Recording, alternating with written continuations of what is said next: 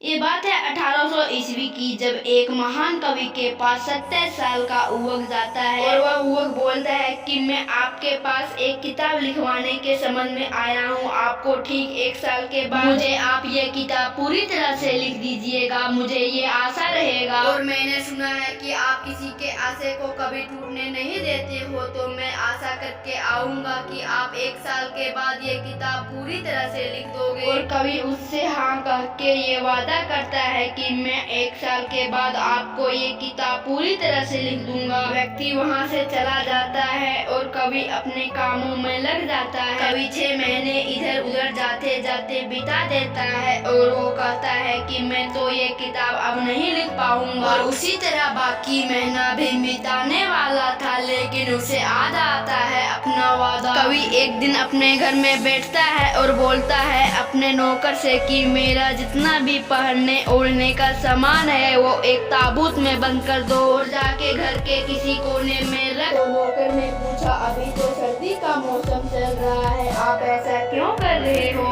कवि बोला, मैंने एक व्यक्ति को वादा किया है कि मैं आपको 1 साल के अंदर ही एक किताब लिख दूंगा, लेकिन मैं ऐसा नहीं कर पाया, इसीलिए मैं आज से दिन रात एक कर दूंगा और ये किताब को पूरी तरह से लिखने की कोशिश करूंगा। और वही हुआ जो कवि ने सोचा था। जो किताब 1 साल में भी नहीं लिख पाता, साल के 15 दिन बचे थे, लेकिन उस कवि ने उस किताब को पूरी तरह से लिख दिया था। इससे हमें साफ पता चलता है, अगर हम अपने जिंदगी में अपने आदतों को सुधार लेंगे तो हम कुछ भी नया कर सकते हैं। लोग कहते हैं कई बार अच्छी आदतें नहीं बल्कि बुरी आदतों को बेवकूफ बनाकर कंट्रोल करना ही कामयाबी है, जो बिहेवियर का थर्ड लव है। इसीलिए आप अपने आदतों को खुद से सुधारना सीख लो। तो चलिए हम जानते हैं कि हम अपने आदतों को खुद से कैसे सुधार लें। कई बच्चे होते हैं कि कुछ खिलौने के लिए जिद करने लगते हैं, लेकिन माँ उसे वो खिलौना नहीं ले देती, लेकिन माँ उसे फुसला के बोलती है कि ये खिलौना अच्छी नहीं है, आपको इससे अच्छी वाले खिलौने दिलवाऊंगा। इसीलिए आप किसी आदत को एक बार में ही नहीं उतार सकते। अगर आप मोबाइल में गेम खेला करते हो, तो अगर आपके माता पिता उससे परेशान हैं और आप भी उस गेम को छोड़ना चाहते हैं, लेकिन आप वैसा नहीं कर पाते हो, तो अगर आपको ये आदतें छोड़नी है तो सबसे पहले